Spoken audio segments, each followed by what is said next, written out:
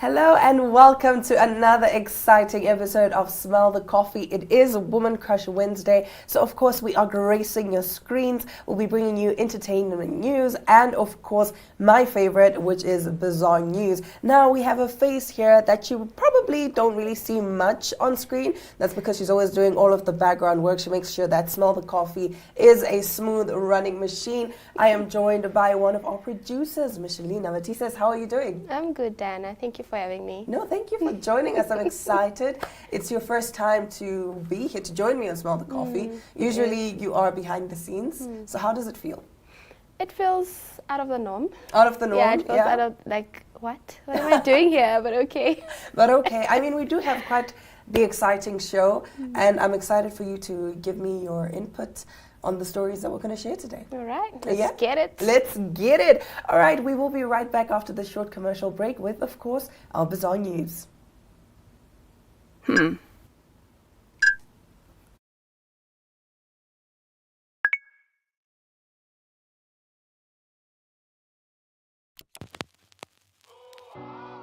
eTicket, your online ticket solution for events and event marketing, bringing you ease of mind and making sure that your event gets out there.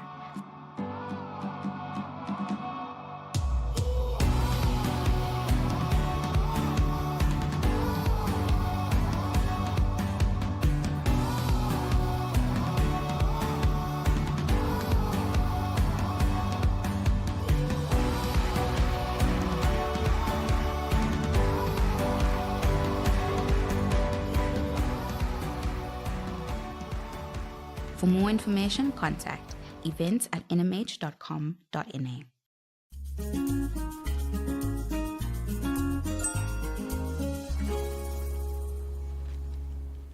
Like I said earlier, we have the oddest story I think I've ever come across. It says, Japanese realtor kidnaps junior high school girls and encourages them to study. A 37-year-old Japanese real estate business owner was rearrested for allegedly kidnapping a junior high school girl and keeping her inside his home for 2 months. Hiroaki Sakaue was arrested for keeping a Hyogo Prefecture junior high school student at his home in Honjo, Saitama Prefecture, Japan, according to Mainichi. Sakaue became acquainted with the female student via Twitter and allegedly lured her into his apartment. "Come to Saitama. If you study, I'll take care of you," the man said in a Twitter reply to the student, who tweeted saying she wanted to run away. Now, the student then stayed at his apartment from August to late October. She also sent a letter to her parents to let them know she was alive. The Hyogo student is not the only girl Sakaue kept in his apartment. The man also kept another student from Saitama after he contacted her in September. "I have another girl lodging at my place. I'll pay for your living expenses, so you'll have nothing to worry about," he said. "I wanted her to become an employee at my business in the future," the man told the police. In September, the Saitama student's father filed a missing persons report at the Urawa police station. Now, police were able to track down Sakaue's home through the Twitter exchange he had with the students. He was first arrested at his rental apartment, where police found the girls reportedly studying. According to the police, the two high school girls were fed 3 times a day and stayed at a separate home. The girls were reportedly free to leave whenever they wanted and allowed to contact their parents through their phones. What type of motivation is he giving these girls that are so special for them to live in his house? For him to pay food. He only servanthood spirit can rub off on us. How you doing? I'm good. I love the way you say my name. Do I say it right? No, beautiful. I'm normally getting Esperanza, so you got it perfect. Thank you for having me. By the way, can I just say you smell so good? Thank you. That is how I aspire to smell when I am rich. And as the young people of this country would say, it makes sure. So you're not really solving the problem full circle. So I said, okay, how can we come up with something that solves the problem full circle? So how can someone in a semi-rural or suburb area basically consult their doctor doctor and then still gain access to their medication without having to leave wherever they are, traveling over 100 kilometers to get to a doctor just to be told you have an upper respiratory tract infection or tonsillitis that could have been treated with simple antibiotics. Yeah. And that's how Menga came up, and that's how it started being developed.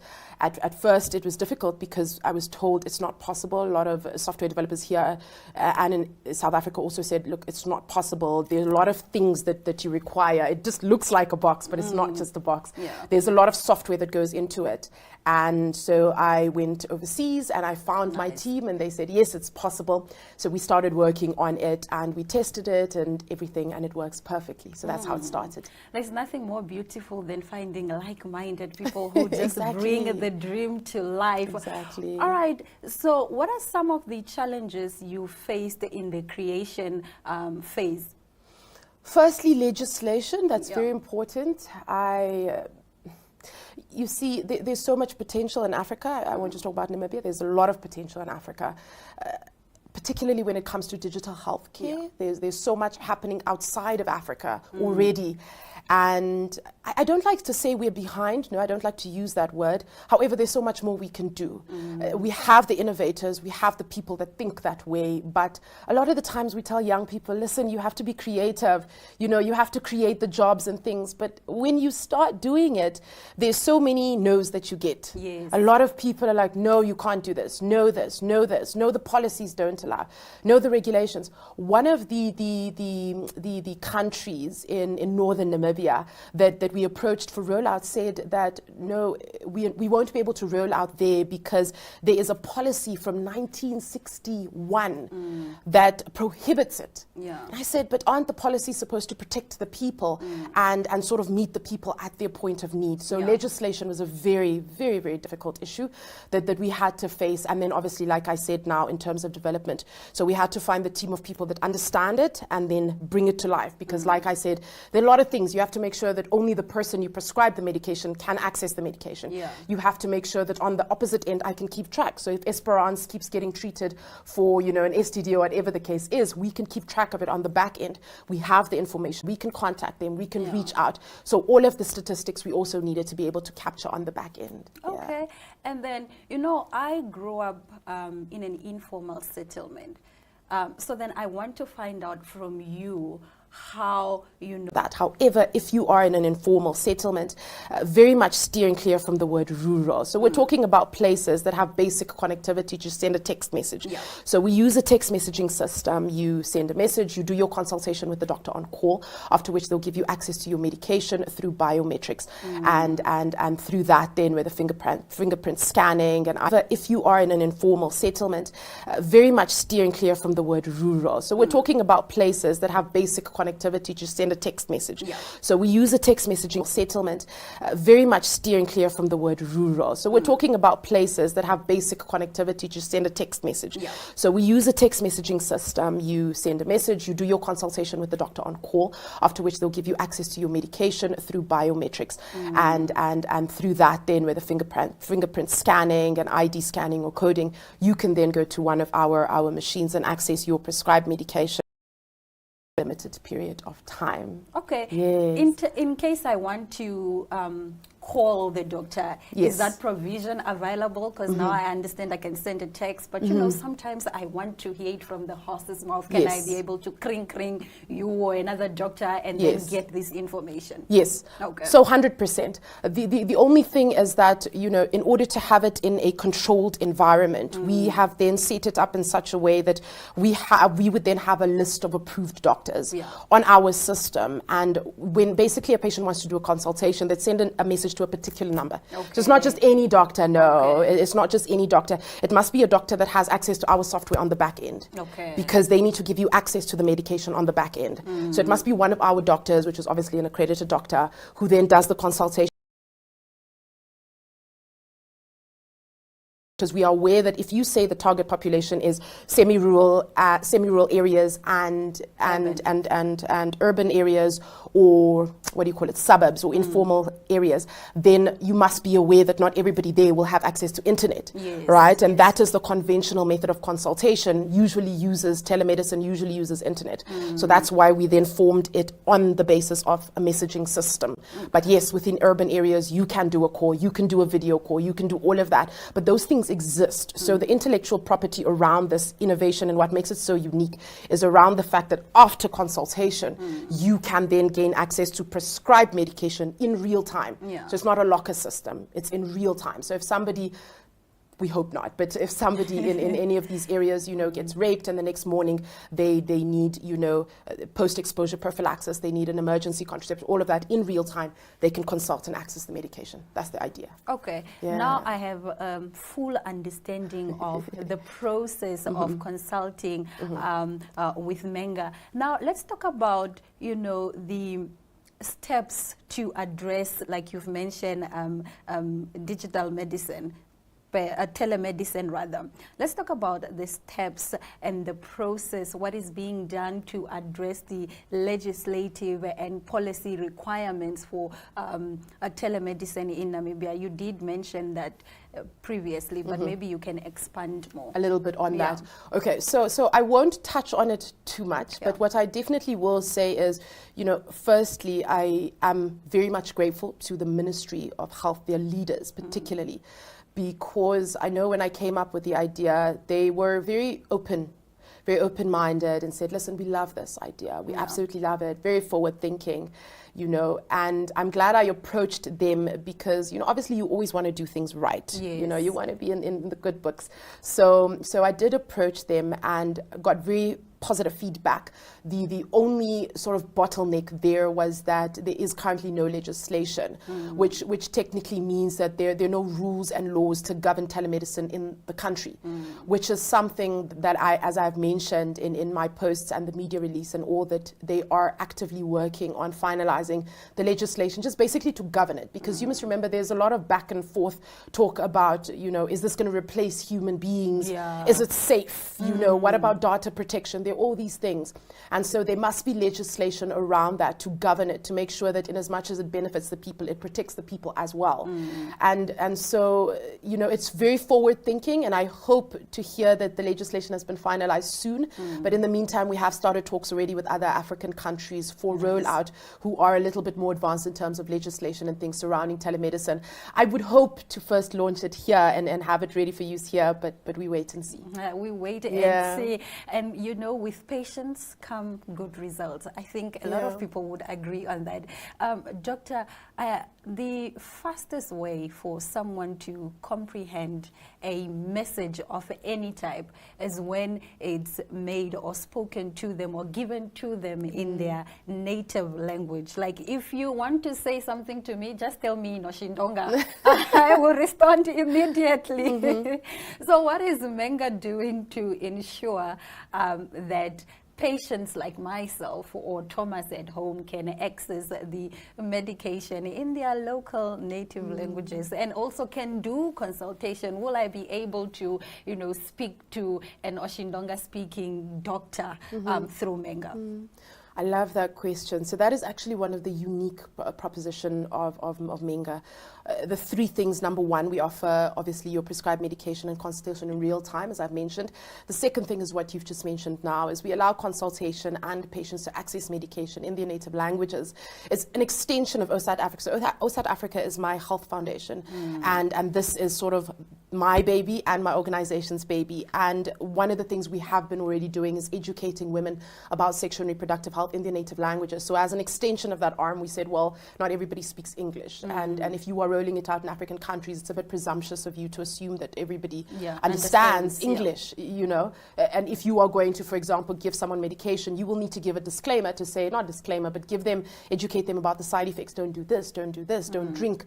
And in order to do that effectively, you need to make sure you communicate in their language. And so we have now about 10 languages that we have managed to convert all our material and everything into, which means that, yes, patients within the areas that we have prescribed will be able to access their medication and consult within their native languages, and we're very proud of that. I am also very proud of that. What are some of the languages maybe that you have so You far? mentioned one, so we have Oshirero, we have Oshiwambo, Nice. we have Afrikaans, we have I'm And worried about so saying this many- online, and so many others, because I don't know if I'm going to pronounce it correctly. And then Yeah. also a few other African languages. So we have French, we have all these Portuguese and things. So we really are we are going to be expanding into the rest of Africa.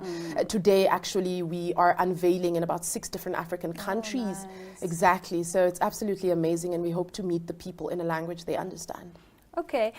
Is there anything else that you would like to add about Menga that I perhaps did not ask you? Yeah, something that, Probably just that I think the last part of the unique proposition of Menga is the fact that our packaging, so the medication is packaged in recycled material, which makes it very eco-friendly and forward-thinking, because at all times we have to consider the environment.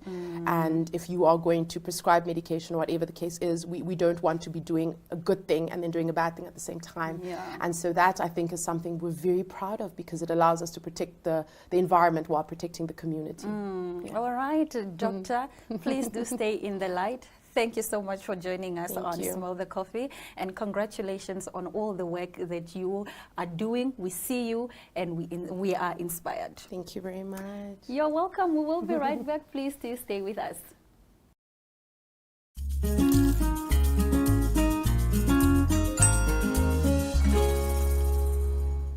Getting into our scrumptious segment, Let's Eat, we are talking a new Greek restaurant that just opened up. Have a look. Ladies and gentlemen, we are here at Barbecue Temple Grill. Is that correct? Almost. The place is called Billy's Barbecue Temple. But, okay, barbecue and temple is enough, I think, to describe something Greek. Can you quickly tell us, how did this all start? Let's see. My spouse and I always wanted to relocate. We always knew that Germany is not our final destination. Years passed and passed and passed. We are together since 23 years now. And there was always missing this last kick to say, hey Billy, come on, pack your stuff and go. And when we started with our first thoughts, my first daughter came, then we had an excuse. Where to relocate with babies, blah, blah, blah. And the year passed again, and again, and again. And then my second daughter, 2014. And then from scratch. No, now with a baby and a 5-year-old girl, no. But finally, after all these things happened in Europe, especially with this COVID situation, gave us the last kick to say, okay, let's relocate somewhere. Okay. Why a Greek restaurant in Namibia? Why not? Good answer. I mean, when we were looking for a place where we can relocate, we had a few standards, like far away from Europe, a warm country. Our children should keep the contact to the German language, and a near time zone to our parents and our friends and families. So I just sat on the laptop, and after 10-15 minutes, Namibia. I checked a bit, went to German schools, nice warm country. All 4 points were So the next thought is, of course, okay, Namibia, okay, Windhoek, but what to do? I am coming from the IT sector. I worked in the IT sector for big companies for 25 years almost. But I never thought that, okay, my life will end behind a 24-inch monitor. So I get in contact with a few Germans here via internet, and I said, what is missing there? And then she asked me the question, how about your cooking skills, the Greek barbecue and stuff like this. It's like, okay, you're at the right place. I said, what? Yeah, it's missing here. What makes Greek food so special to you?